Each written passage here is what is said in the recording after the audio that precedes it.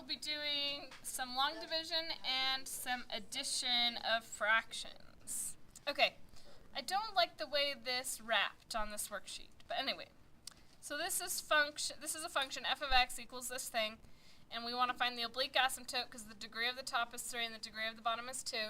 So that is our rule that says there's an oblique asymptote and not a horizontal asymptote. So when that happens, we divide the denominator into the numerator. I'm not sure we have enough room to do that division right here. So good for you. So I'm just going to use another paper just to make sure we can use all the space we need. If you can squeeze it in there, great. Okay, I probably could too if I wasn't doing it as an example. Because when I'm doing an example, I like to show more steps than when I'm just doing my own math assignment. Not that I really have math assignments anymore. Yes, I do. I have a daughter in high school. Okay. Alright, so here's the problem. I'm going to zoom out a little bit.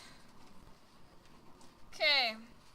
So x squared divides into 2x cubed, or in other words, what do you multiply x squared by to get 2x cubed? The answer is in fact 2x. So then we go 2x times x squared is 2x cubed. 2x times 6x is 12x. 2x times 5, squared, sorry, 2x squared. 2x times 5 is 10x. We draw the line. We change the sign, or at the very least, just remember we're subtracting. So that goes to 0. 11 minus 12 is a negative. 5 minus 10 is a negative. And then we bring down the next number. Okay. Now we ignore the 0, obviously. That was our whole purpose in getting rid of that thing. Okay, so now we think, what do we multiply x squared by to get negative x squared? Negative 1. So then we go negative 1 times x squared is negative x squared. Negative 1 times 6x is negative 6x. Negative 1 times 5 is negative 5. Draw the line, change the sign. So negative plus a positive goes away. Negative 5 plus 6 is a positive x. Negative 1 plus 5 is a positive 4. So this is the remainder. But the remainder doesn't do anything in this particular problem. It's just if you were doing division at some point and wanted the remainder that I figured we ought to finish out the problem and know that that's the remainder. But for this problem, we don't care at all about the remainder. All we care about is the answer, and that gives us the answer to this question, which is y equals 2x minus 1. That is the oblique asymptote for this problem. Y equals 2x minus 1. Done. And if you do your work on another paper, make sure you staple it on. Okay, so that's division. We good with that? Alright, last thing perhaps, I hope. If not, it's okay. Is adding. Again, I want to make sure I have lots of space to write on, so I'm going to go ahead and use another paper to write on for this.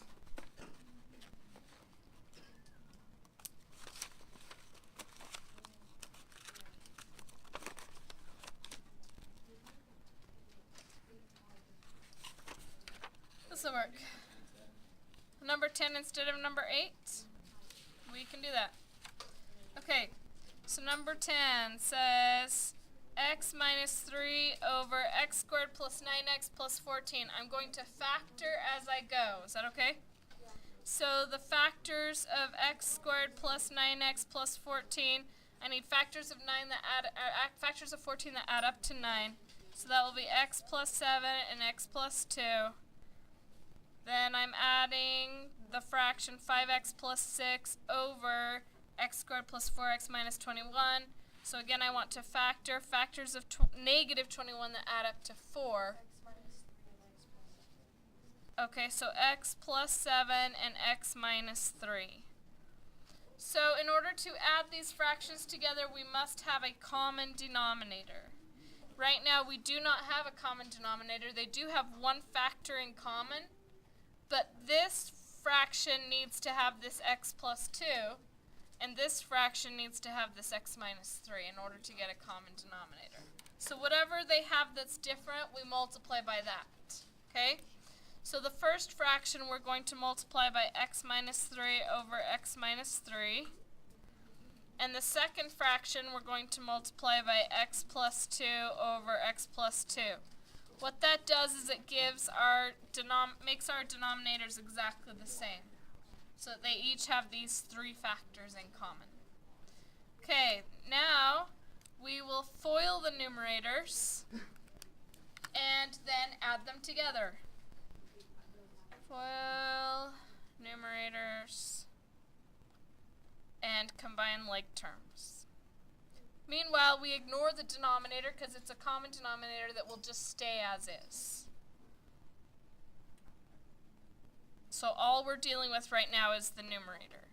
Okay, so we go x times x is x squared. X times negative 3 is negative 3x. Negative 3 times x is negative 3x. So that gives us a negative 6x. Negative 3 times negative 3 is a positive 9. Then we're adding this set of problems. If this had been a minus, we would have to remember after we're done foiling to distribute a negative through the entire thing. But since it's a plus, that makes it much easier. All we do is FOIL and add it in. So 5x times x is 5x squared. 5x times 2 is 10x. 6 times x is 6x, so that gives us a total of 16x. And then 6 times 2 is 12. So now we can combine like terms. X squared and 5x squared is 6x squared. Negative 6x and positive 16x is positive 10x. Positive 9 and positive 12 is positive 21. That is over the denominator that we've already figured out because we just combined them all together. They had the same denominator. We keep that same denominator. The last step would be to see if the numerator factors. This is a little tricky to do because this is a hard factoring problem. It doesn't look like I can factor anything out of like a no greatest common factor. So there's a couple of ways you can kind of check this. One thing would be to graph the numerator and see if it has zeros at negative 7, negative 2, or positive 3. Because if it does, then it would factor into a thing that would cancel. Or another thing to do is to just go ahead and do the hard factoring. So what's 6 times 21? Like 126, I think? Can anyone think of factors of 126 that add up to 10?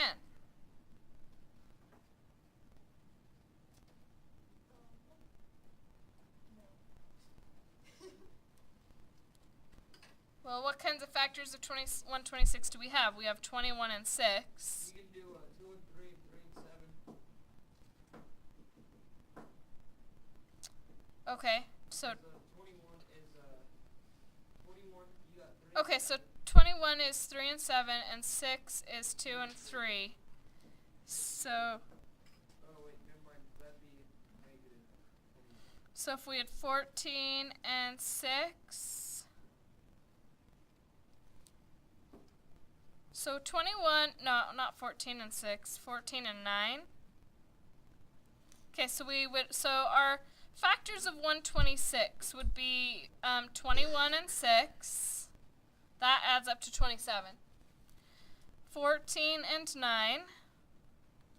That would add up to 23.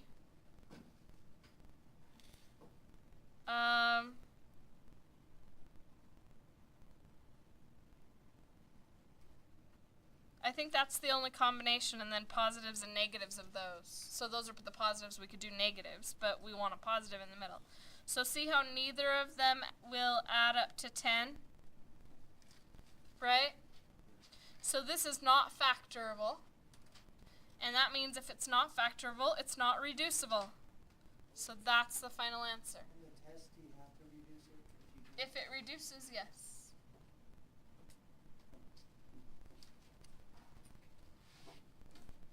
Anything else? Subtracting the same. Other than the only difference with subtraction is that you have to make sure that if there's a minus there in a problem like this, that you would have to subtract all of those terms. So at this point right here, we would have a minus, minus, minus instead of plus, plus, plus, because the negative would affect all of those terms. Yes, Tasha? Okay. Number 11 is 9 plus 3 over x over 4 plus 1 over 12. Okay, first what you do is pretend that the numerator and the denominator are two completely separate problems that you're just adding or subtracting. So this will be another good practice for what we were just doing in number 10. So if I want to add 9 to 3 over x, what's the problem with that? We need a common denominator, so we're going to go x over x. That gives us 9x plus 3 over x. Now we do the same thing with the denominator. I want to add those together, but I can't. Why not? I need a common denominator, so I'm going to multiply this one by 3 over 3. That gives me 3x plus 1 over 12. Now this is just a simple division problem. So we copy, dot, flip, 9x plus 3 over x, dot, 12 over 3x plus 1. Then if we're multiplying, we just multiply the numerators together, multiply the denominators together, but instead of multiplying first, you should always factor first. So this one factors, we can take a 3 out, so we get x, or 3x rather, plus 3. The 12 factors, but I don't think we need to factor it. And then we would have x times 3x plus 1, and I factored that incorrectly because that would be 3x plus 1. And then the 3x plus 1's cancel out. So the final answer is 36 over x.